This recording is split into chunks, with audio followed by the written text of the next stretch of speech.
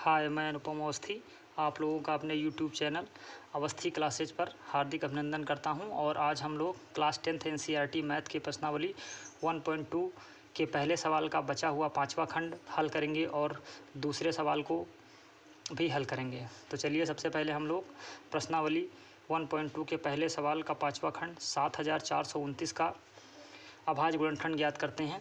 तो सबसे पहले हम लोगों को इस नंबर को डिवाइड करना होगा।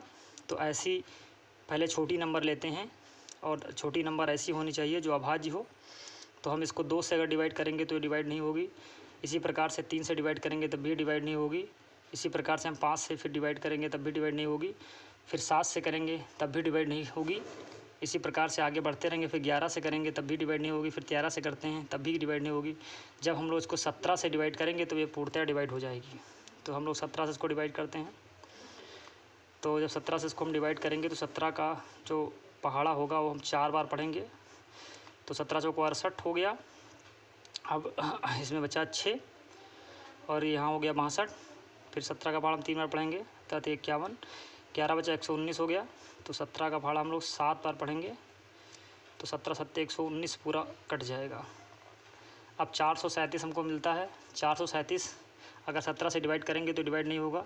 तो हम लोग 17 के आगे बढ़ते हैं तो 19 मिलती है अभाज्य संख्या। उस अभाज्य नंबर से इसको डिवाइड करेंगे तो 19 दूना 38 और 19 दूना 38 के बाद हम लोग जब और आगे बढ़ते हैं तो 19 दूना 38 5 बचेगा 57 हो जाएगा। तो 19 तियाँ 57।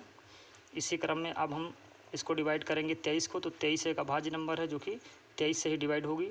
इसलिए 7429 का आप लोगों का जो अभाज्य गुणनखंड आएगा वो होगा 17 गुणे 19 गुणे 23। ये आप लोगों का आंसर हो जाएगा। अब इसी क्रम में हम लोग दूसरे सवाल को भी हल करते हैं। दूसरा सवाल का आपका जो पहला खंड है उसको पहले हल करते हैं। दूसरे सवाल में करना क्या है कि जो नंबर दी गई हैं और ये कह रहा है कि इन नंबर्स का एलसीएम और एचसीएफ निकालिए तथा इन संख्याओं का गुणनफल जो होता है वो एलसीएम इंटू एचसीएफ के बराबर होता है। तो हमको इसको सिद्ध भी करना है।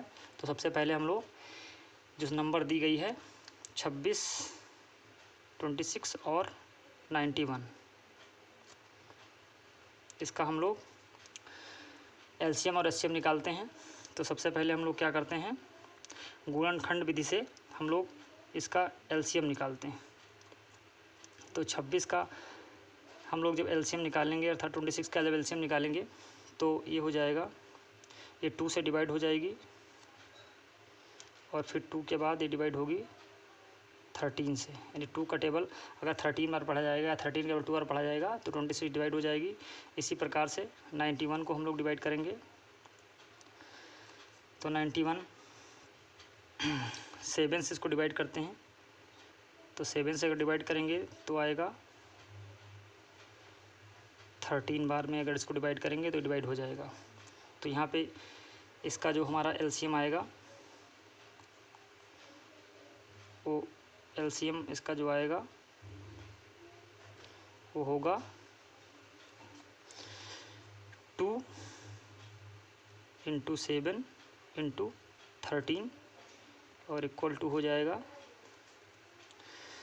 इसका मल्टीप्लाई करते हैं तो 7 का 2 बार 7 2 जा 14 यानी 14 हो जाएगा। और 14 को 13 से गुणा करेंगे तो 13 चौको 52 का 2 हो जाएगा और 13 कम 13 और 5 13 5 18 यानी इसका एलसीएम 182 आएगा।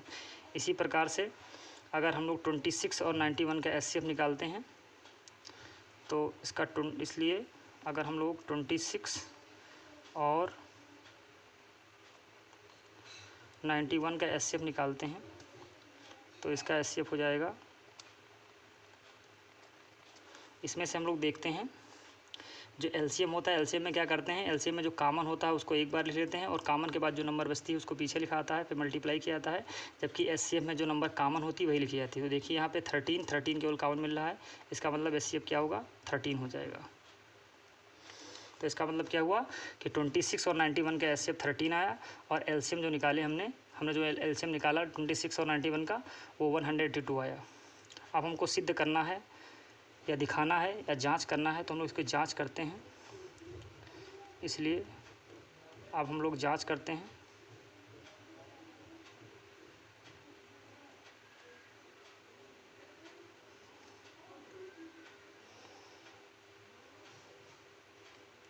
अब जब जांच करेंगे इसके उत्तर की, तो उसने कहा है कि क्वेश्चन में कह रहा है कि दो संख्याओं का गुणनफल, तो दो संख्याओं का गुणनफल यानी 26 और 91 का जो मल्टीप्लिकेशन होगा या जो भी गुणनफल होगा इसका, वो इसके एलसीएम और एचसीएफ के बराबर होगा।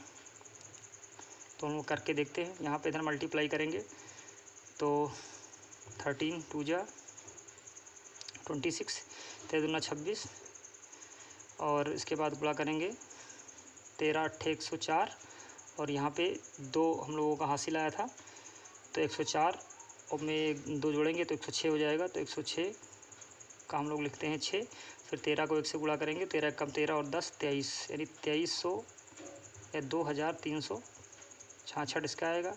इधर हम मल्टीप्लाई करेंगे तो इधर भी 2366 अर्थात 2366 आएगा।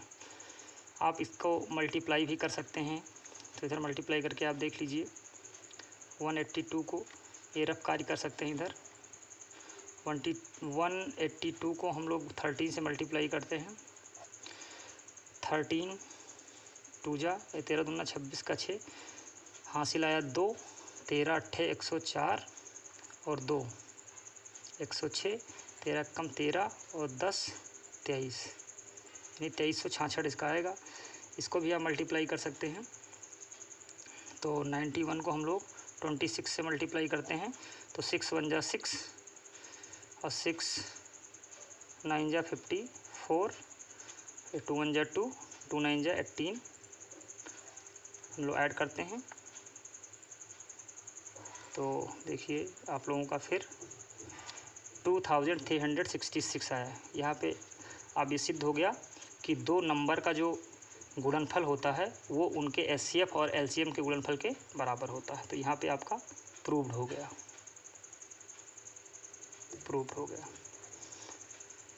अगर आप लोगों को वीडियो अच्छी लगी हो तो प्लीज़ सब्सक्राइब, शेयर और कमेंट करना ना भूलें। धन्यवाद।